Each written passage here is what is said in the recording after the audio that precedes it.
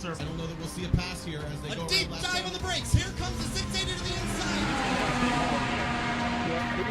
My 7 driver knows on the second.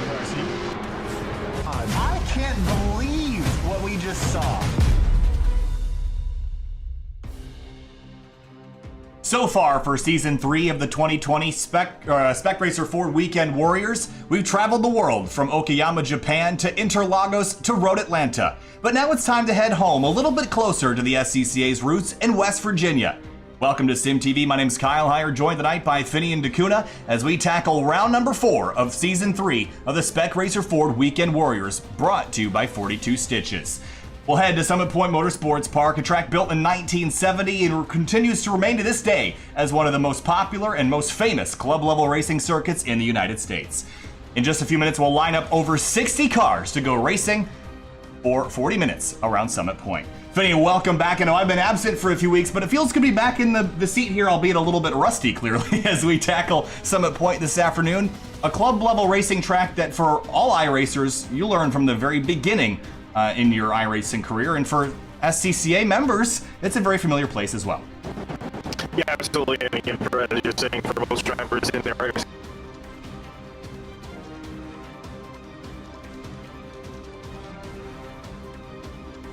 16 drivers here tonight, or here this afternoon, I should say, to get ready to go racing here. We'll head down to the racetrack as qualifying is underway at the moment, and on the left-hand side of the screen, you're going to have your timing and scoring. You can also find this information on SYMTVBroadcasting.com/timing, and you can follow along in real time with all the drivers as they compete for round number 4 of the season. You'll notice the numbers on the left-hand side as well. It's surrounded by the green boxes, and of course, the Spec 1 category cars, S1, those are numbers under 200. So Rodrigo Duran, who's at the top of the board right now, is one of those S1 category drivers. Spec 2, S2 will be numbers 200 and up. So Greg Stephanie, the number 750, is the highest running example of one of those drivers. So is Batley down right now in 12th in the number 222 car. So with 3 minutes left in qualifying, we'd be remiss if we didn't mention our wonderful sponsors here for the Spec Racer Ford Weekend Warriors, and that, of course, is 42 Stitches. Whether it's one piece for that special gift or 1,000 to make your organization stand out, 42 Stitches has you covered. Custom embroidery and heat transfer on a wide variety of items, shirts, hats, jackets, even flame retardant applications where safety is a concern. Check them out at 42stitches.com and shoot them an email to info@42stitches.com to get your project started. All right, Finney, and so qualifying is underway right now, and if we take a look at the point standings coming into the night, it's been 2 drivers that have been at the top of the standings all year so far. David Gaspers and Maurizio Naselli have taken all 3 wins at Okayama, as well as at Road Atlanta and Interlagos. Do you see any of that changing tonight? Because I'm thinking it looks pretty much the same with Gaspers right now in 2nd, Maurizio Naselli back in 5th. Yeah, this is pretty much right where they qualified at Road Atlanta. Not quite in that exact order, but still amongst the top of the drivers, as well as, guys like Austin Winter too in the 033. He's been pretty quick as well. He has yet to get that win, that elusive win.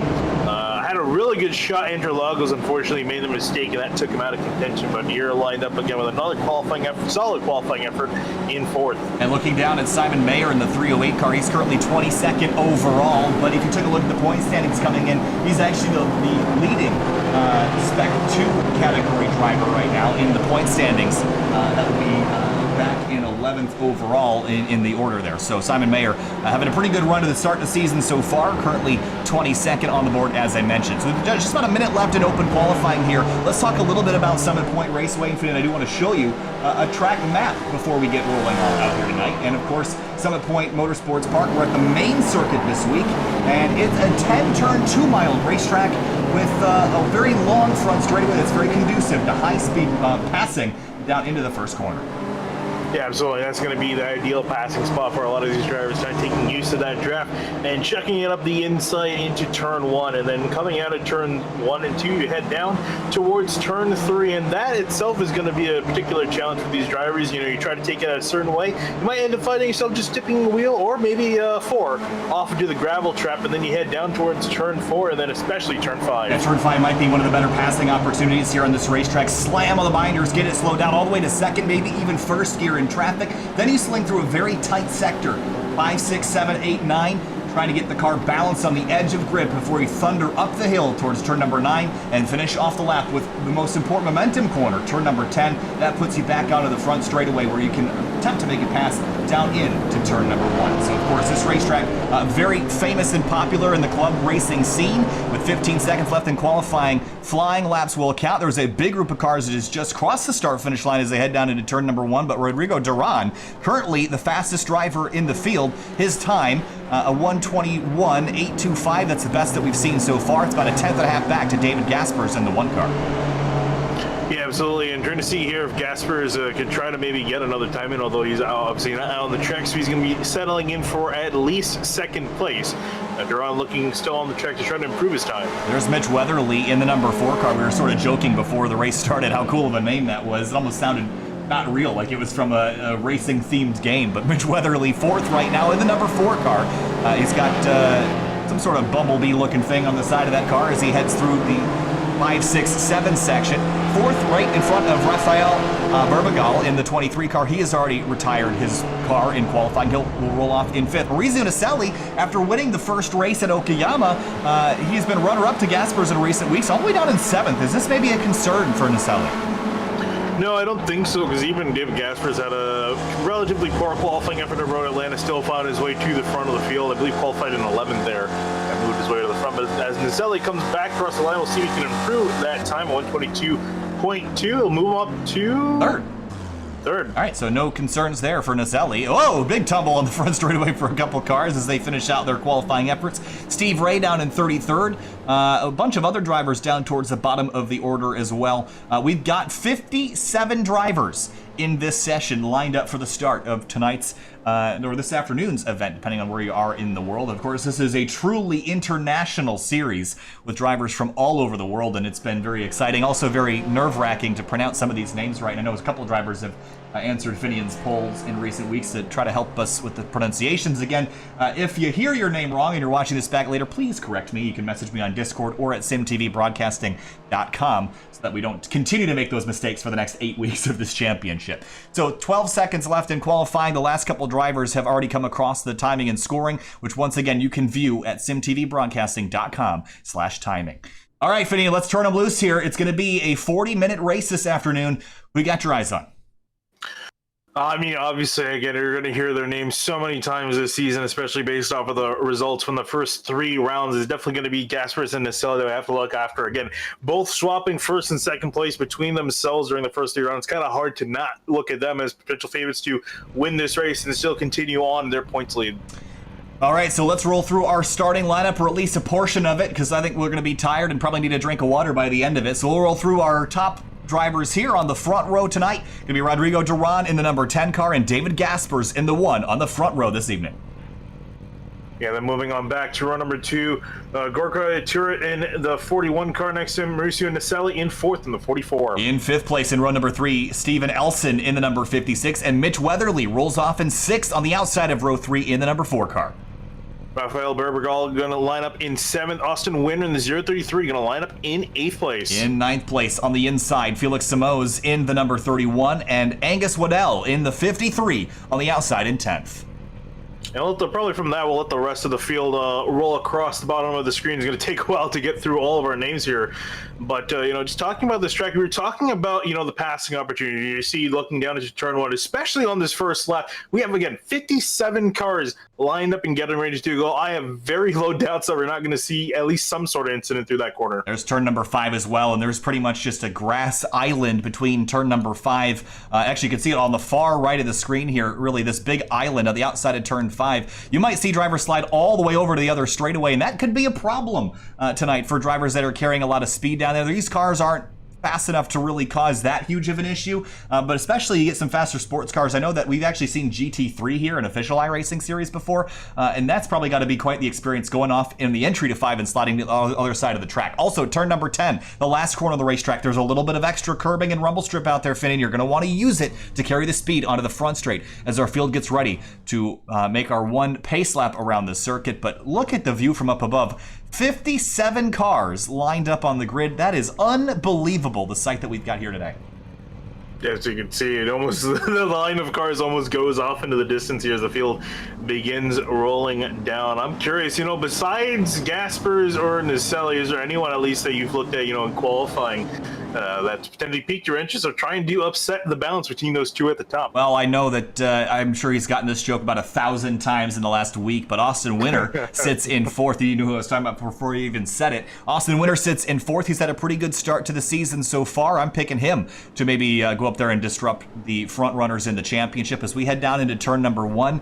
Very, very tight, constrictive corner that's going to be a challenge to negotiate in the opening lap, especially in the back of the field. There's going to be a lot of stack-ups down there, I imagine. But then we head up towards turn number 3, another very fast corner where you need to carry momentum. There's a big curb on the apex, but really just painted concrete on the exit with a big old gravel trap, and you can use that to your advantage slightly, Finian, but don't get too far off track because you will lose grip and find yourself in the tire barriers. Yeah, that's the last thing you want to do, but even before then, you have to consider the fact, we talk about dropping wheels, there's an incident limit here for these drivers. It's every, you get a penalty every 12 incidents, so while you can run out there, 40 minutes is not a whole lot or it is quite a bit of time to rack up those amount of incidents. So you got to be very careful on how and where you go off track, because if you do it too much, you find yourself coming down pit road and losing a ton of positions. The last couple lines of cars, Yannick Chauvin all the way back in 56th. We saw him have a great climb forward at Okayama Circuit a few weeks ago. There's your grid. We'll roll through some track information here. Again, constructed in 1970. Of course, this is actually a racetrack where Paul Newman ran some of his first events, and you'll see that pop up here in just a moment as well. But it's Summit Point, West Virginia. We're actually in Jefferson County, which has a population of 53,000 people in West Virginia here, as we head through the final couple corners and get lined up in the 10th and final turn in just a moment. We're in turn number 9 right now, and an uphill climb through 4th and into 5th gear. Double file. We might see 3 and maybe even 4 wide here. There is a dotted line down the center of the racetrack, and that might evenly divide our circuit into 2 pieces here. Of course, name's Kyle Heyer, joined by Finian D'Acunha for round number 4 of the 2020 Season 3 Spec Racer Ford Weekend Warriors. Time to go racing in a beautiful afternoon. And in just a moment, we're going to get the green flag as Rodrigo Duran and Rafael Berbagal are going to bring us down to the green flag. And we're racing at Summit Point Motorsports Park.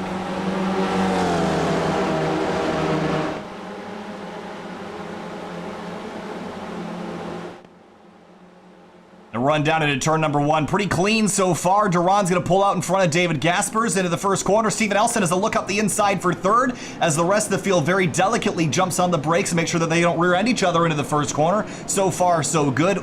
Well done by everybody to get through there with very minimal contact, if any. Now we run up to turn number 3 as looks like Duran is going to hang on Gaspers to 2nd. Elson was not able to complete that pass for 3rd. They'll head down to turn number 5 now. A good passing opportunity if you can get there side by side. Yeah, well, we made it through turn 1 with almost no harm to any of the drivers. Now into turn 5, this is another potential mistake spot for a lot of drivers, especially cold tires on the opening lap. But for the most part, it's pretty sorted out. As I say that, out of turn 4, a car goes wide. Mirareski in the number 205. He's gone for a bit of a slide at the exit of 4. Got it woed down just in time behind him. Maxime de Tomasin in the 919. He went off track, got it pulled back on course excellently. Meanwhile, look at Jason Perry in the 97 car. He'll go by Hugh Haycox for 16th. In the number 97, the Spider-Man colored car. Ed Doherty in the 94 having a look up the inside as well as they head towards turn number 10 for the first time. More trouble off back. Steve Ray in the number 11. He's gone around to the exit of 9. Some slight right rear damage, and I have to imagine, well, he's got damages. More trouble behind him. The 234 car is going to get turned around as well. At the beginning of the race, there's just a certain number of cars that are always going to get collected in incidents like that with this many cars. But Rodrigo Duran leads the way through the first lap. Look at the 033 up the inside. That's Winner for 5th on Mitch Weatherly. And he gets the pass done, so Winner up a spot on his climb forward after starting the race in 8th. Moves himself up inside the top 5, trying to chase down the leaders. Look at the 31. Felix Simoes having a look up the inside of Rafael Berbagal in the bright green and black car. Juan C. Lin in the 30 car around the outside of the 222 of Kenneth Batley. and Batley again, one of the Spec 2 racers. And we take a look at the Spec 2 battle right now, the leader of that is actually Greg Stephanie in the number 12 spot overall. Spin behind him, the 78 car, Thomas Torp, has gone around in turn number 4. He'll keep the car off the wall and continue. Back up at the front, though, in the Spec 1 battle, Rodrigo Duran, David Gaspers nose to tail as they climb the hill out of turn number 9. Yeah, Duran currently running at a fervent pace here, trying to break away from everyone else, and already holding a decent lead, but Gaspers looking to break that here. If you can try, we'll see. Again, this final corner, very important to get a good run out of this corner because it leads you down onto the front straightaway, and that's really, again, where you can make your pass at the end of it. We actually heard Gaspers lift out of the throttle, so I think he wanted to stay in behind Duran right now. There's really no immediate rush. You see the 44, Maurizio Naselli, pop out of line. So does Gaspers. Now the 2 race winners from the 3 races so far this season dive up the inside for turn number 1. A lock up by the 44, Naselli. Elson tries to go back around the outside, but Gaspers in the lead in the first corner behind him. Rafael Burbagals, he's way off in turn number 1. He's going to lose 3-4 spots through the first corner, but Gaspers to the lead with a strong power move down the inside in the first corner. Yeah, let's see if he can hold it for long again with Duran. We'll see if he can try to, maybe mix it up in the order here and prevent these two from getting another race win between themselves. He's still running solidly in second place. We'll see if he's still going to try to fight it back on the 1. And Naselli moving up into 3rd. That's actually where he started this race, and Elson was able to get around him earlier. So trade that spot back, but Gaspers has the lead, and Naselli needs to go run him down before he can pull away. It's going to be hard to do that with the long front straightaway here, but Gaspers, if he's quick enough through the tighter sections, might be able to do it. Let's jump back to 9th place. Good battle here. Ian Haycock's in the 35, Antonio Reyes in the 007, and Greg Stephanie, the Spec 2 leader right now as they climb the hill out of 9. Yeah, and he's not really no competition from his other drivers in his class. The next one is Simon Mayer, who's currently leading the Spec 2 standings all the way back in 22nd. So he's got a little bit of breathing room in that respect. Nico Schuch behind him as well in the 287. That's another Spec 2 category driver. You see the damage to the right rear of that car, so he's had someone in the back of him earlier. They jump back up to the race lead overall because Rodrigo Duran is unable to get by him as we look behind. Elson and Winner side by side. And that's Winner up the inside of Elson for 4th, and it looks like he's going to hang on and grab that for now. And Winner consistently picking up guys and putting them down. He's got another spot up into 4th, so he's trying to climb his way to the front. He's been trying to get a win. He struggled last week too at Road Atlanta, ended up retiring the car all the way back down the order. So looking to have a better week this race.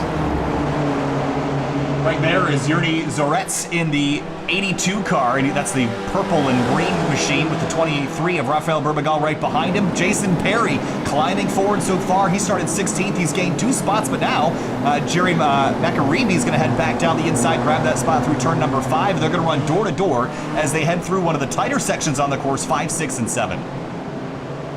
Yeah, we can't really stress how tight this section of track, especially here coming through the S's, weaving back and forth and back again. It really leads to a lot of contact here side by side, and you see these guys finally able to sort themselves out. A lot of momentum carrying you over to the sides of the racetrack right now. Mitch Weatherly, we talked about earlier in the race, he's got Felix Simoes all over the back of him. He's going to look drivers right as they come towards the front straightaway this time through. We're about 6 minutes into this 40-minute event and drag race. This is for 6th place, or 7th place rather, Simoes and Weatherly. 31, gonna have a look up the inside into the first corner. Late on the brakes, can he get it slowed down? And nicely done. Very easy to lock the front tires in this car. It's not a very heavy race car. So you get on the binders and you can pretty easily lock up. Now look at the 10 of Rodrigo Duran, the pole sitter. He has dropped to 3rd as Naselli has gotten by, and now our 2 championship points leaders in Spec 1 are battling for the race lead. Yeah, it's not completely done yet as Naselli got by in turn 1. Duran's trying to have to hold up Austin Winner in behind, who's hounding him for that 3rd spot. As we head down into turn 5 now, Naselli, I'm curious to see what he's going to do now up with Gaspers. If he's going to try to pass him or just kind of let this one car lead this race. It's really easy as we watch the drivers head down into 5. You heard the over rev by a little bit on the 44. You're braking from such a high speed, and the braking zone's so short because you come out of turn 4, which is a right-hand corner, and it's better to brake in a straight line to avoid lockup. So you brake in that straight line, but it's a very short braking zone, so you're downshifting hard, trying to get the car to slow down. So easy to over rev the motor and blow it out. So Naselli's got to be careful there as we head through the final corner. It's going to build up a run here onto the front straight. And he'll have enough of a run to make it by Gaspers here. I'm just curious. I don't think he's going to make a move, but he might. Here we go. Drag race. The other. He doesn't. Gives him a bump. Yeah. just push each other. And I think we're going to see that most of the afternoon. These drivers are just going to work together and try to pull away from behind. And there's Samoa's out of line in the 31 car. Excuse me, that's the 23 of Rafael Berbagal. Way behind it, there's Juan C. Lin to the inside of the 65 of Adrian Jimenez Vargas. That is for 18th spot. Antonio Reyes just ran off the track just a little bit, dropped him all the way from 9th to 14th with one little mistake, and that's again the problem really with this car is the fact that, you know, everyone's so close together. You make one little slip up, you lose 5 to 7 spots. Oh, off track, whoa, for Vargas. He's going to hang on to it, big slide, and that's the danger of running off into the gravel trap, is that you lose the grip in that gravel. And it is definitely an off-track area that you don't want to explore too much. Now defensive line into turn number 5 for Juan C. Lin to try to hang on to that spot as Vargas loses it. And Dan Sadro behind him in the 51. That's the red car with the sad face on the front of that car. Really and on the back of the car. Yeah, there you go. Very fitting paint scheme for that driver. Unfortunately, both Sadro and even Vargas are not running well. Both ran really well last week at Road Atlanta, especially for Vargas. It was his first race in the series, ended up finishing in 3rd. Wow, a really impressive day for Vargas last week at Road Atlanta. Not so much a good race for him so far, just trying to hang on as we've got about a 5-car breakaway at the front of the field. The 23 of Berbagal popping on a line again and going to pull over in front of the 35 of Ian Haycox, another name we're familiar with seeing. Whoa, the 750 Greg Steffany, the Spec 2 race leader, almost got in the back of Haycox into the turn 1 braking zone.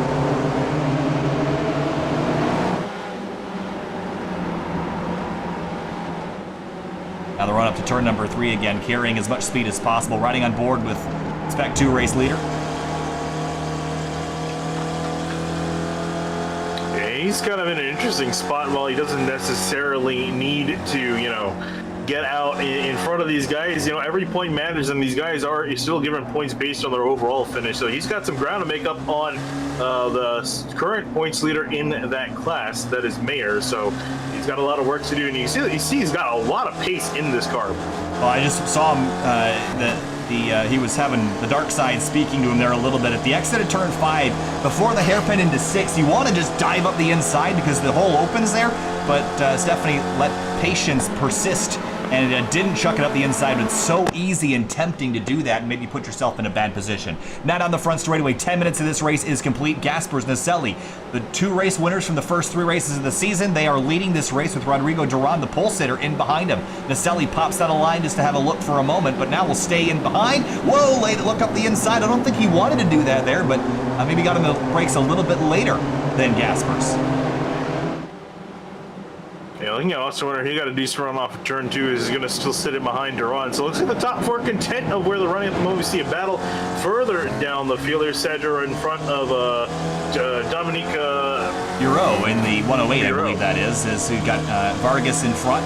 There's been trouble for Ian Haycox. He was up running, I believe, in 10th spot. He's had a big off over in turn number 3. Let's go back and have a look here and see what got him in this position as he run up to turn number 3. One of the big issues you fight in this car is lift off oversteer. And maybe you're going to watch the 35, the green car. He's going to just catch the grass with the right rear tire. Big slide.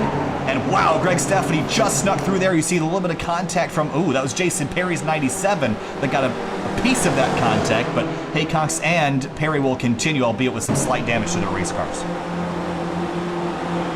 Yeah, they did a fantastic job saving that car. You know, these things not easy to save once they get sideways, and just held it and managed to still continue on in the same pack. Although again, as you said, the damage on both those cars gonna be pretty significant. Yeah, that's not a good place to have it. Got a car in pit lane. Let's go back. That's the number 313 car, a Spec 2 class car.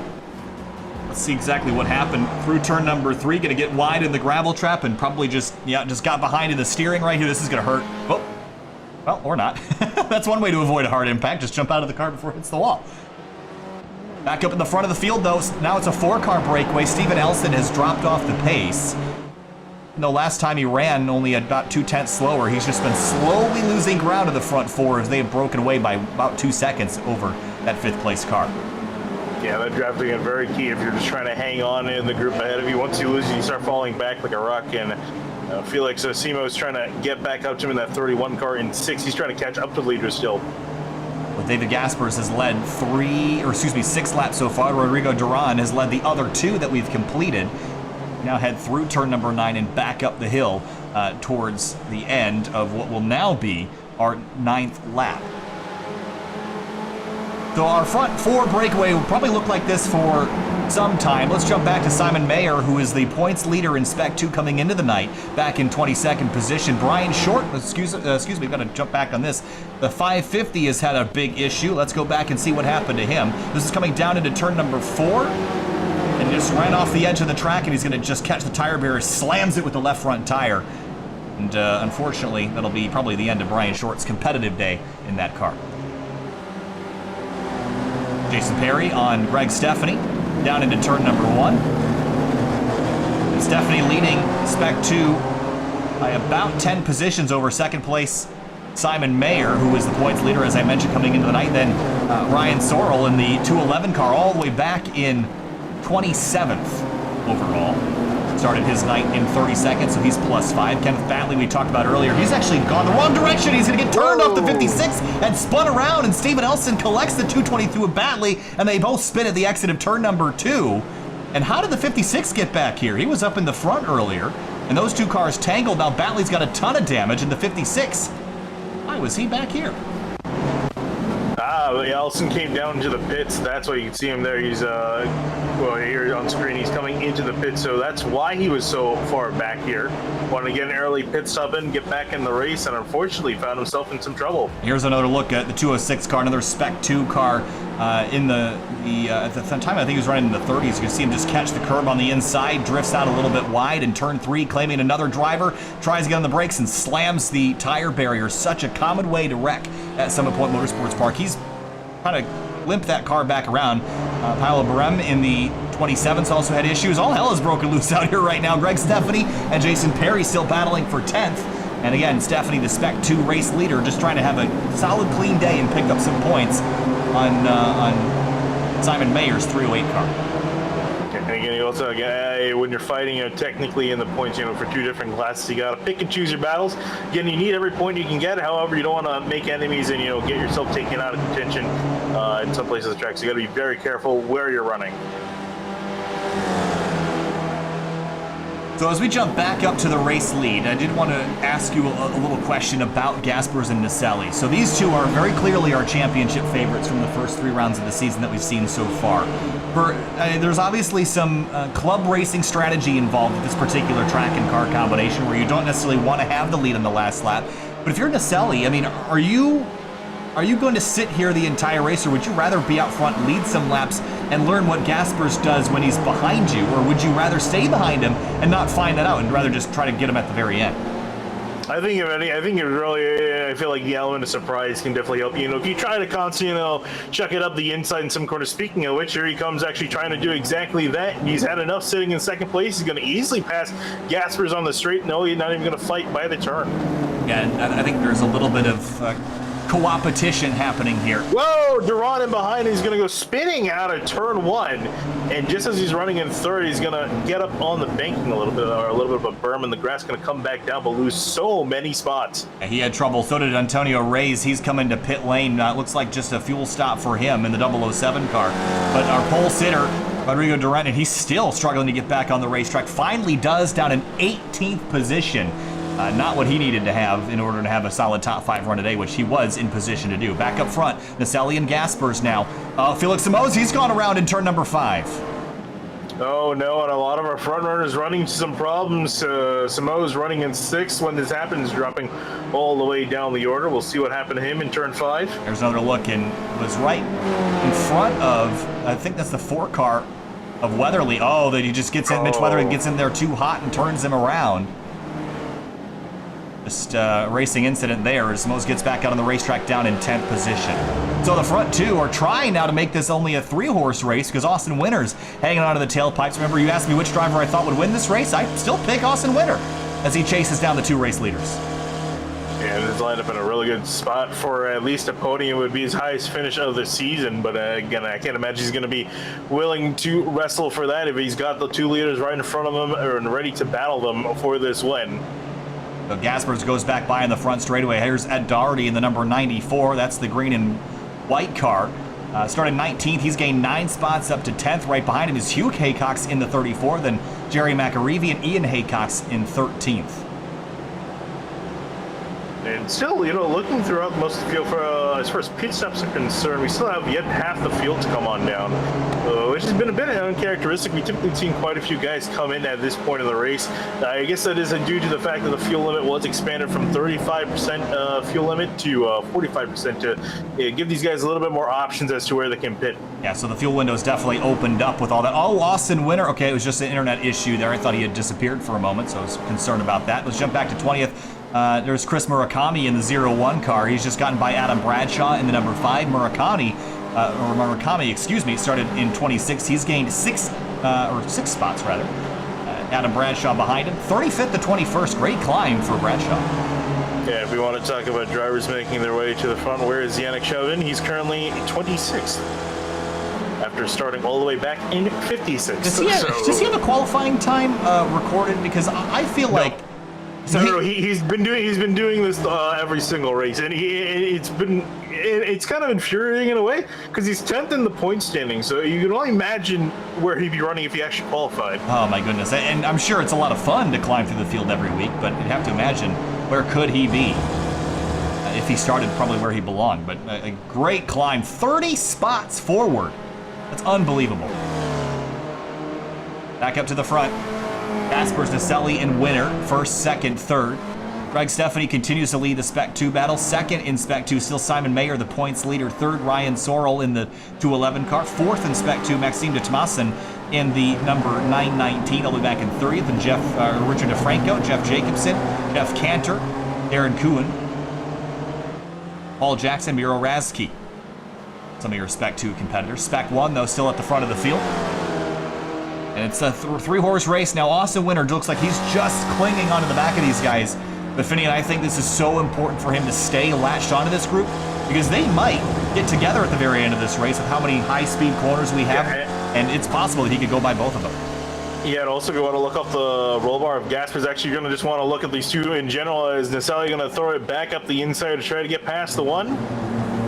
With this attempt, it looks like he might be clear. Not just yet. Gaspers gets really deep on the brakes and sideways as well. He doesn't want to give up the spot, and he's going to fight the 44 Naselli. Will get that spot. Yeah, I don't think there's a lot of cooperation going on anymore. They've got about a 4-second lead over Angus Waddell, who's in 4th. So there's really no immediate concern to be racing each other right now. It's fine to race, and they won't lose a whole lot of time. There is one concern, however, and I was going to say to look out the roll bar of Gaspers, because there's a bunch of lap cars up ahead of this group. I think I count 7 fighting for position ahead of them. Well, it's about to get really busy, and there's parts of Summit Point that are honestly really nice to catch lap traffic in. If you get them coming out of turn 10, it's a really good place to pass a whole bunch at once. You catch them going down into 5, though, and it is enormously annoying to have to filter your way through the pack in such a tight, twisty section. Mitch Weatherly in the number 4 car, he has gone around this time in turn number 5. He helped around a car earlier. Let's see, this is the 23 car that was behind him. And just gets down here, and he just gets off throttle oversteer and just spins out. Okay, he's going to recollect the car, going to be back in 16. Now, we'll look on from the turn 1 camera. There's all the lap traffic you just mentioned. The Gaspers right now crossing the start-finish line. And 1, 2, 3, yeah, about 6 or 7 cars in front of him. There's Steve Ray, who spun earlier in the day, trying to keep himself on the lead lap. And here comes Naselli up the inside into turn number 1 to have a look for the race lead, and he's through, has the top spot.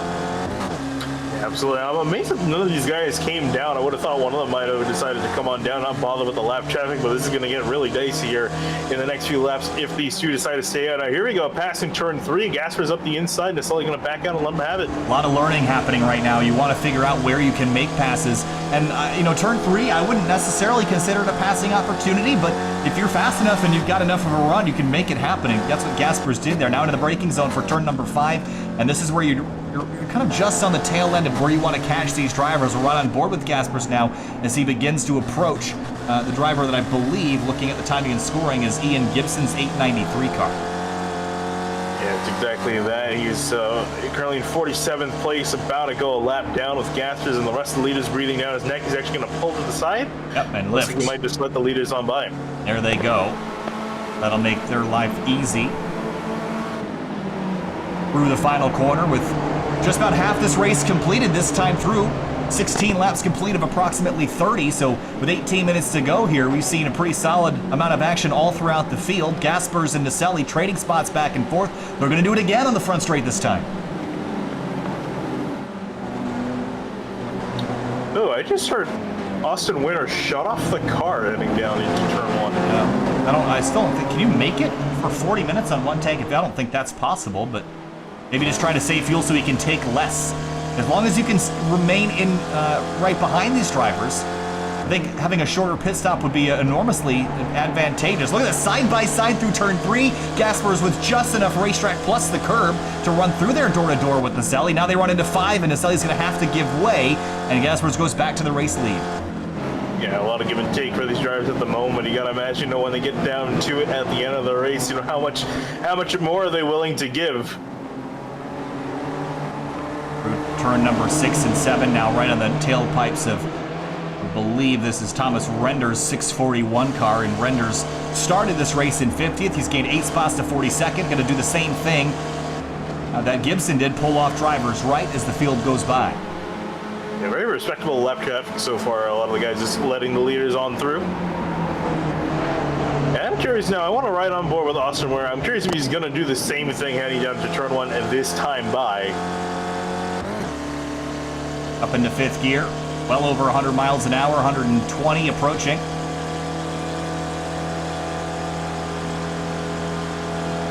Didn't do it that time. I think you're feeding me incorrect information, Finian. You're fired. I'm telling you, I'm not crazy. Greg Steffany, look at this. He's in the middle of a battle right now with Ed Doherty in the 94 and the 34 of Hugh Haycox. Remember, Steffany is your Spec 2 race leader. Now, Naselli goes to the top spot. You can't take your eyes off these guys for 2 seconds as they climb through the 919, who I believe is still, or at one point was 3rd in Spec 2, but now is pitted and dropped out of that position. Yeah, it's not been a particularly good run for him, so he drops down the order. But yeah, our leaders, it's interesting to see that they're switching back a lot more. The first half of this race, very quiet between them, and now they're kind of switching almost several times a lap. Well, Gaspers still has led 13 laps. Naselli has led only 2, so it's definitely been pro Gaspers so far. And Naselli has to be wondering about that. Where I think what he's doing right now, Finney, is trying to figure out what position or what place he wants Gaspers past him, or vice versa, as Naselli hits pit lane and brings Winter with him. Huge move to pit lane and leaves Gaspers all by his lonesome out there on the racetrack. That could be huge in the strategy game. Yeah, let's see how this is all going to play out. It played out pretty significantly at Road to Atlanta, as far as how much fuel these guys took. They got significantly spread out after the pit stop. So let's see here. As long as these guys don't make a mistake down in pit road and don't take too much fuel, they'll still be back out more likely than not with Gaspers. Well, Gaspers also has about 4 or 5 cars in front of him. Then I would imagine that he's going to hit pit lane this time through. You do not want to get stuck behind this group of cars that's in front of him. So I imagine he'll pit to get himself out of that situation as he climbs up through turn number 3. So where are Naselli and Winter going to pop back out? Winter took less fuel than Naselli. He is out and through, and that's might have been the advantage of taking a little bit less fuel. Now, if Gaspers has to take what Naselli took, then Winter will be your race leader. Yeah, still not over yet. Again, Naselli got some really solid pace, so has a chance to catch back up to Winter. But again, all eyes now starting to set on Gaspers as we imagine he's going to come into the pits this time by. He could definitely stay out another lap. But again, as you're saying, with that lap traffic up ahead, I don't think that's a particularly wise decision. But we've seen about 2/3 of the field make their pit stop. Spec 2 race leaders still have not done that. Actually, all 3 of the provisional or the current podium drivers have not come on down. Gaspers will hit pit lane this time through, and so let's find out what the pit delta was for Austin Winter. His pit stop took him 9.6 seconds. His time in pit lane just under 23. Gaspers now, as he heads into the pit box, immediately taking fuel and trying to get back out on track in less than 23 seconds. Where is Austin Winter? Gaspers on pit lane. Oh, it's going to be Winter for sure as he comes across the start-finish line. Where is Gaspers? Leaving the box now, but Winter's going to have a huge head of steam coming by, and Austin Winter will take the lead on the front straightaway with 13 minutes to go. And with some fuel-saving strategy, the 033 goes to the top of the board. Gaspers and Naselli, though, lining up, and Gaspers still can't get up to speed. Naselli will go by to cycle out to second. And that makes sense because Gaspers had the longest of the top three before the pit stops went underway, had the longest pit stops of those drivers with 12.1 seconds in the box. Now, what was competition before is going to immediately turn back to cooperation. Naselli and Gaspers are 1.7 seconds behind Austin Winter. That's just outside of the draft range. I would be shocked and surprised if they didn't work together to catch this 033 car again. And I think Winter's got to run and run while he can because they're going to be coming fast. Yeah, but Winter, if he can hold on, this will be a great finish for him. Looking at his 3 finishes so far this season, 31st, 5th, and then 53rd last week at Road Atlanta. Jumping back up to the current leader, that's Angus Waddell. He's going to hit pit lane. He's going to bring Rafael Berbagal with him, who started in the 7th spot, climbed up as high as 2nd place. Deeper the field, we mentioned Juan C. Lin earlier in the race, and Steven Elson. They both had their issues, but running 19th and 20th right now, with a handful of drivers still left to make their pit stops, including Daniel Sadro, which will stay out on the racetrack along with Jerry McAreevy in the 67. So he will lead this lap on lap number 21 of approximately 29. Already about a 10th eaten in to the lead for Austin Winter and Gaspers and Naselli. Trading spots, and they're working together. Yeah, I was gonna say they're kind of doing a slingshot maneuver, trying to get back to Winter, and for the most part, I think it seems like it's working. For actually, no, it's not really working that much. Well, they gained about 0.3 on him since they came out of the pit, so I do think it has been a slight advantage to them. And at this rate, I think they would catch him, and now it's 1.3 seconds. They're quicker. Yeah, they are starting to bring their gap down, you're right. So, yeah. For Winter, it's not going to be completely over yet. I'm sure he would love this race to end 5 minutes early, but unfortunately, it's looking more and more like he's going to have to keep Gaspers and Naselli in behind him. Yeah, well, they're already back pretty much into drafting range on the back of the 033 car now. So now Winter's going to have to get really defensive. How do you do that at Summit Point? Well, you basically just drive down the inside of the racetrack into turn number 1, and once you're there, the rest of the lap isn't too bad to defend, but you have to really get aggressive on the front straightaway, because if you give them a lane, they will take it, and if they build up enough of a run, they can pass you even with a defense. So Winter's going to have to get really creative here as they hit about 10 minutes to go at Summit Point Motorsports Park. Big slide into turn number 10 for the current 3rd place driver, who will cycle out to be your race leader here shortly. Yeah, McAreevy and Sadro still yet to come into the pits. They're one of only really 3 or 4 other drivers that can count on the track that have yet to come into pit road. And the only change in Spec 2 that we've had, Greg Steffany still your race leader, but Jeff Cantor has moved up into 2nd place in the number 20 car. Ryan Sorrell back to 3rd in Spec 2, Simon Mayer 4th, Paul Jackson in 5th. Cantor, however, has not yet made a pit stop, so will likely drop out of that position. Less than a second now between Gaspers and Austin Winter as they head up to turn number 3 with 10 minutes to go. Angus Waddell, he's off in turn number 1.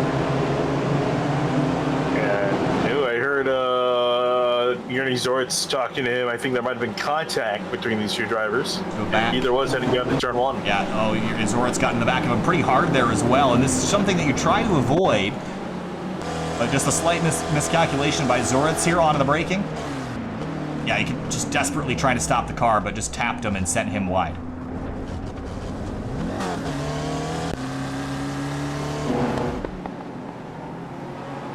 But Vargas, Greg Steffany, Steven Elson, and Juan C. Lin. Oh, big jump over the curb for Elson as he goes by Juan C. Lin on the outside of turn number 6. Real tight as they come out of the corner now and cycle back out single file.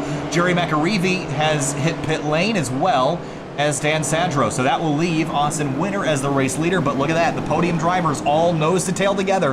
Rafael Berbagal back in 4th, 5.5 seconds back, just hoping that these 3 get together somehow. Yeah, and then he can emerge to the smoke and try to take the win away over again. Considering how well these guys have run, these guys have been used to running with each other for the first 3 races. They've been pretty much all near the front of the field in some capacity. I'm sure they're probably going to try to prevent any contact from happening, but you never know in these end of the race situations. Austin Winter leading the way right now in the 033. Gaspers in 2nd. Naselli in 3rd. We'll see if they can stay that way for the rest of this race. Jeff Cantor has hit pit lane from 2nd place in the Spec 2 class. Now Winter, with the 2 winners of this race, or the season's 3 races so far. Okayama went to Naselli. Gaspers took care of Interlagos and Road Atlanta. Our 2nd trip to an American course this season So far, it looks like it could be Austin Winter, but he's going to get so defensive. And on that note, too, so notably, Naselli is in the points lead despite Gaspers winning 2 races. You're probably wondering how on earth does that play out? Well, it comes down to the bonus points. And Naselli has 17 bonus points to his name to only Gaspers 2. And the reason why you get a lot of bonus points for getting no incidents. And here's another fun fact, too. Out of the 3 races, Naselli has no incidents at all. Wow, that's super impressive. We'll see if it can stay that way. Down into turn number 1. Gaspers on driver's left, goes way deep into the corner. Winner's going to stay tucked driver's right and go the short way around, but Gaspers, if he can hang there, will have the run up into turn 3, side by side for the race lead here at Summit Point in the Spec Racer Ford Weekend Warriors Championship, brought to you by 42 Stitches. With 7.5 to go, Gaspers is going to go back by, not quite clear as Winner strings around the outside. He'll grab curb on driver's right. Now it's a drag race to turn number 5. So he tried to follow Winner on through, but backed out of it. You're going to sit and wait to see what happens as Winner just hikes out ahead of Gaspers, heading down into turn 5. Yeah, and Gaspers can't quite get in the hole there, so he'll have to tuck back out and get back in line in the 033. And this is what Winner's learning right here, is how important it is to get to turn 5 first and defend it. Right now, he's got to figure out, how do I keep these 2 very fast drivers behind me on a fast section of the racetrack? So Winner, a little bit of a blink there. Hopefully the internet connection lasts on just a little bit longer as you see him try to pull out to defend from Gaspers here, heading towards the final turn. Lap traffic ahead, the final 6.5 minutes of racing. Big curb grab by Winner on driver's right. Now he's going to go immediately to the right side of the racetrack. Gaspers going to go on driver's left. I don't think it's going to matter which side you're on, because he's going to clear Winner by the time they get to turn 1. Now, where does Naselli go? Is he going to take them 3 wide? Yes, he will. 3 wide for the top spot in Spec Racer Ford Weekend Warriors. Down into turn number 1, side by side, touch. Naselli gets together with, they touch again. The 33 slams on the brakes and gets into the side of the 1 car, and Gaspers gets knocked out of 2nd place. Naselli to the top spot, Winner back to 2nd. Wow, some great driving for Gaspers to not spin that car around and still keep with the rest of the top 3 as you see them 3 wide again, heading down into turn 1. A little bit of contact with Naselli, and then it was this next contact, bam, right there into the 1. That was very, very dicey stuff, but Naselli has the race lead. Winner to 2nd, Gaspers to 3rd. A slightest of touch, no damage on anybody's car, but certainly some worries from some of these drivers here, as that was a very, very scary place on the racetrack to have that damage. Through turn 6 now, with 5 minutes to go. Lap traffic ahead, will that play a factor at the end of this race? It definitely might, depending where they catch them and how many cars that they catch as well. Especially, these guys are still battling for position. They might not be willing to let over just for the leaders to get on through, because they're in their own fight by themselves. So I'll have to see how willing the lap traffic is to let the leaders on by, because they could definitely be a factor if they're caught in the wrong place. Quick check-in on Spec 2 while we have a very brief moment. Greg Stefani still leading that category. Ryan Sorrell back in 2nd and 21st place overall. Now, the run down the front straightaway. Winner's going to have a big draft on the back of the 44. He's going to step out, driver's right. There he goes. Gaspers going to follow. He might try 3 wide. He might stay behind the 033. He will choose the ladder into turn number 1. He's way late on the brakes. All 3 drivers nose to tail. Was that a touch there into 1? Looks like there was enough gap between them, but they did get fairly close. Now Gaspers, it looked like he was trying to throw it between himself and between Naselli and Winner. Naselli going to peel in behind Gaspers, and Winner out to the front. Brief check-in on one of the drivers we haven't talked about a whole lot. Jason Perry up to 6th place after starting in 16th. Jerry McAreevy 14th to 5th. And Yerny Zoritz 15th to 7th. So very good climbs for those drivers as we jump back to the race lead, because this is where the action is. Gaspers late on the brakes into turn 5 again, right to the rear bumper of Winner. Winner's off! Winner's off the track in turn number 5. Yeah, just got the car way too low down. He couldn't blow it down enough, really, heading down into turn 5. Yeah, just meandered off the track, and that's going to cost him a lot of time. Yeah, and you see him just snap loose and slides off the course, gets back in. He's about 1.3 seconds back now. Our 2 race winners, the incumbents in Weekend Warriors, brought to you by 42 Stitches. These 2 drivers leading the standings as they come out of turn number 10 with 3.5 minutes to go. Can Winner catch them back? I think he can, again, with the lap traffic. Again, if they kind of works in his favor, he has a chance of catching back up to Naselli and Gaspers. He's not going to have a whole lot of time to work with, and I think that's going to be the big problem for him. Into turn number 1. Big slide on exit for the one of Gaspers. Winner all the way to the edge of the racetrack behind him. He's using every little bit of grip that he's got available. The 893 is going to back out. He'll let the leaders on by. That, again, was Ian Gibson being very courteous this afternoon. as the race leaders climb turn 3. Off the track ahead of them is a 273 car. That being Richard Franco. Now into 5, a bad place to catch the lap traffic. Gaspers going to go driver's left. Deep on the brakes. He's wiggling and wobbling on the binders. Oh, right in front of him. The leader's off the racetrack, and the 273 is going to spin him out. Naselli goes to the top spot. And just like that, Gaspers, the driver that's led the most laps this afternoon, collected in a lap traffic incident with Richard Franco with 2.5 minutes to go. That's not the first time that's happened to Gaspers. Last week at Road Atlanta, he had a near miss with the lap car. Similar situation, spun out in front of him. He was able to avoid it at Road Atlanta, but not here at Summit Point. Yeah, Franco just spins out, and Gaspers chose the wrong way to go, and Naselli went through to the lead. That's going to leave Austin Winter in a battle for the race lead, about 1.5 seconds behind Maurizio Naselli. Season opening race winner at Okayama, Japan. Runner-up the last couple weeks, but he wants another one. 2.5 minutes to go. Make it 2 laps to go as they come across the line. It's going to be really tough. It was looking like it was going to be 3, but we're not going to have enough time for that. So I'm sure that winner would have liked to have that extra lap to work with, but he's got to push now to try to catch back up to the leaders. Stu Haycock's a little bit of trouble out of turn number 10. He's going to relinquish a few spots to Greg Steffany, Juan C. Lin, and Vargas, I believe, is up there as well as the 56 of Stephen Elson. Angus Waddell in the 53, Antonio Reyes in the 007. They're having a good scrap for 8th place. Yerny Zoretz in the 82 car, right in front of this battle. But now maybe a bit of breathing room for Naselli. I think 1.6 is enough. But if Winter can get a little bit of help with some traffic, which he's going to have to deal with some, Naselli's going to have a pretty good spot. Matthew Staley off track. This is over, I believe, in turn number 1. Just got in there a little hot. Yeah, it's a car corrected back around, but for our leader now, heading down to the final turn. As he comes around, he's going to see the white flag in the air. Bobby West, Ryan Sorrell, that's second in Spec 2 in the 211 car, right in the middle of your screen, the blue and silver car. You mentioned white flag for the race leaders, but for Jerry McAreevy and Jason Perry, this is the battle for a top 5 spot. Down the front straightaway, Perry going to give him a bump. Now he's going to look driver's right. Yerny Zoretz right behind him. It's going to be a 3-way fight for a top 5. Yeah, this is going to get really dicey again. Final lap, final time. These guys are going to be racing down towards turn 1. A big run for all 3 of these cars, but who's going to give, who's going to make the move?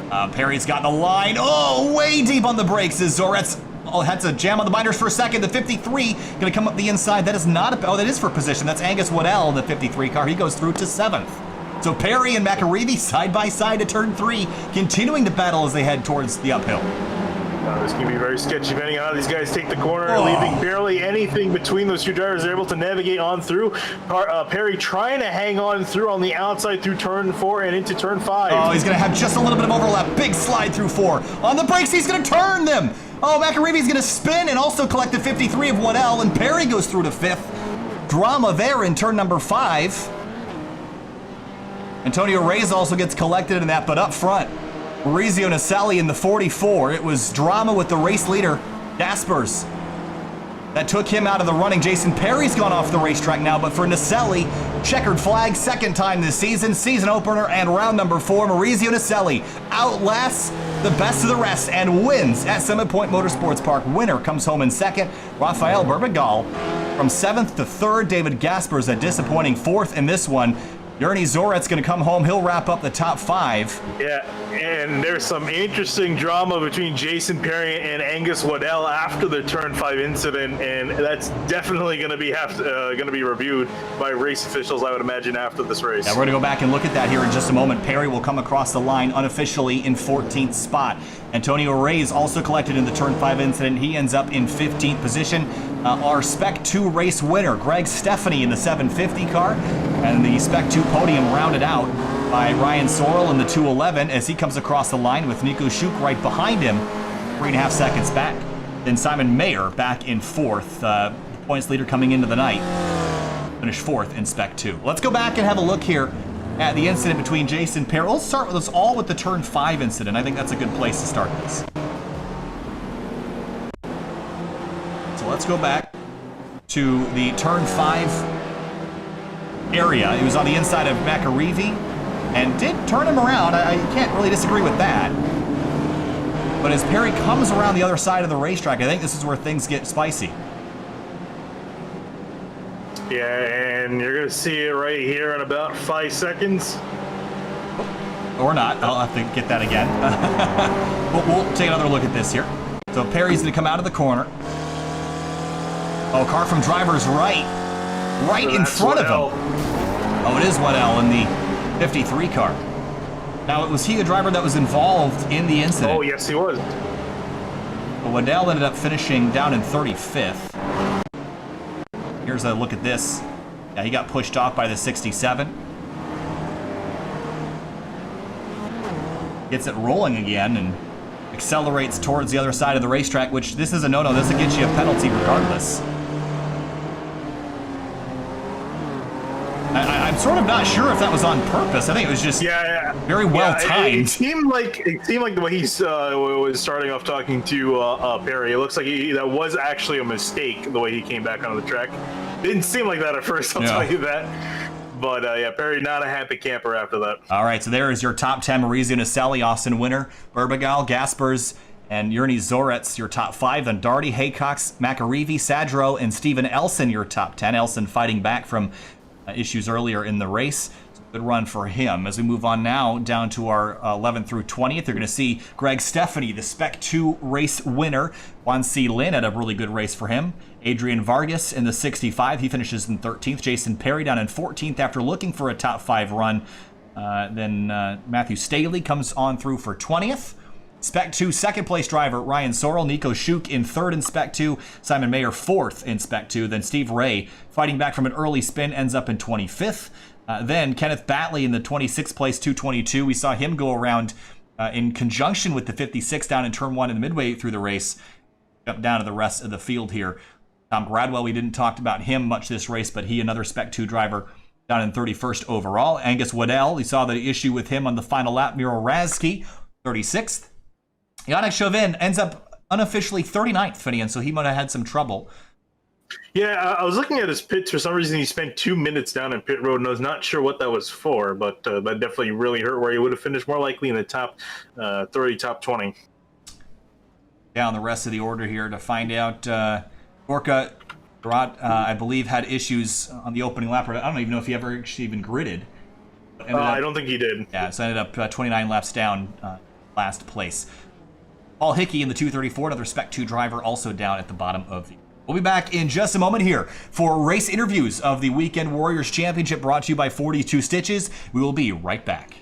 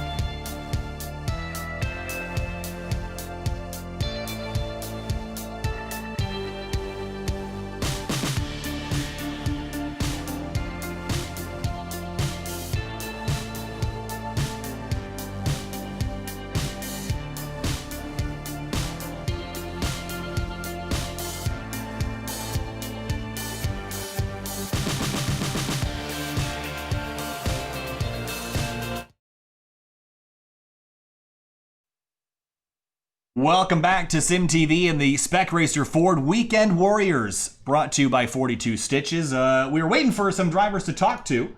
And actually, we had Steve, right? Talk to him real quick. Hey, Steve, I had him muted. Hey, Steve, how you doing? Good. Well, I just wanted to pop in and talk to you because you're the only person we could get a hold of. So I think we'll chat with you about your race. Wasn't exactly the one that you wanted this afternoon. Started the race up in 33rd, ended up finishing a little bit higher, but there was some drama on the opening lap. Walk us through what happened. Yeah, I just went a little wide, and my rear tire hit the dirt and went around right there on that first lap, and somehow I got a little front end damage, and the wheel was kind of cockeyed, so I had to stop and do a pit stop right away and drop me back to 55th or something, I don't know, and then just head down and put in laps. Well, Summit Point always races. It's a lot of fun to race on, but tell me about the traffic this afternoon, because it seemed like catching the drivers on front straightaway wasn't a huge deal. When you caught them on the back side of the course, that's when things seemed to get interesting. Yeah, that's the way this track goes. If the front straight with the draft and stuff, you can outbrake or whatever down into one and make some good passes on the front straight. But once you get into the S's and stuff on the backside, it's hard to get that pass for people get offline for you.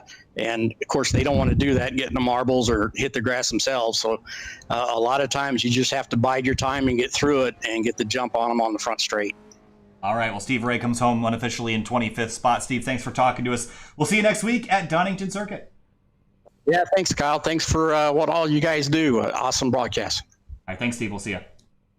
We do have, thanks for dragging him in there, Freddie. And we got Greg Stephanie, our Spec 2 race winner this afternoon. Greg, kind of wild out there all day today, back around the 10th to 15th overall position. Walk me through your race this afternoon, because it seemed like it was pretty busy out there.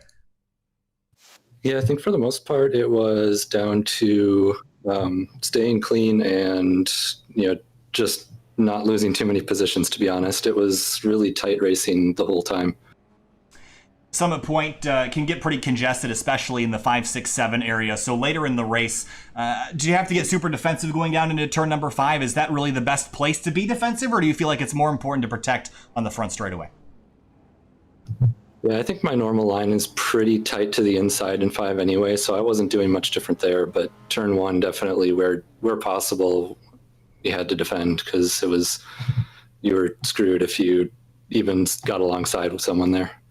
And taking a look at the points, coming into the night, you were 3rd in Spec 2. You finished well ahead of Simon Mayer, who was the points leader coming into the night, as well as Miro Razke. So as you gain some points and gather up some positions as we head to Donington and Zolder and Lime Rock, which of those next 3 races do you feel like is your best opportunity to grab the points? Not really sure which will be my likely best race, but I like Donington. I'm usually decent there, but we'll see how it goes. All right, Greg, thanks for talking to us. We'll see you next week. All right, and with that, that's going to wrap things up here this afternoon. We want to give our shout out to our sponsors one more time before we wrap this thing up again. Of course, brought to you by 42 Stitches. Whether it's one piece for that special gift or 1,000 to make your organization stand out, 42 Stitches has you covered. Custom embroidery and heat transfer on a wide variety of items, shirts, hat, jackets, even flame retardant applications where safety is a concern. Check them out at 42stitches.com and shoot us an email to info@42stitches.com to get your project started. With that, Finney, we're going to wrap things up. We head to Donington Circuit next week for round number 5. Your thoughts on the British Classic at Donington? Yeah, typically puts on some really good racing, especially I think in some of the slower cars, like an F3 car, even exactly like the SRF. So I think you can expect some really good racing there at Donington. I think, in my opinion, probably one of my favorite and one of the best British racing circuits. All right, so coming up on SYM TV this week, pretty quiet week in general, but on Wednesday we will have a Spec MX-5 Sim Racing Challenge race on the 8th. That's Wednesday at Sebring, Florida. I'll be on the Winding Road Magazine YouTube channel, and then we're actually off until next week. Wow, we only have one stream until next Sunday, so we'll see you there. Have a good one. Have a good night.